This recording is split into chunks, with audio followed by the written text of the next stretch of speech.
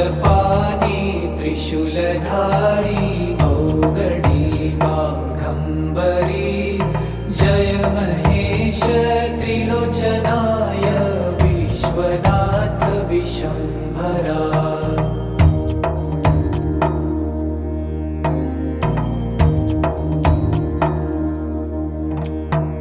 नाथ नागेश्वर हरोहर पाप साप विशापतम् महादेव महान भोले सदा शिव शिव शंकरा।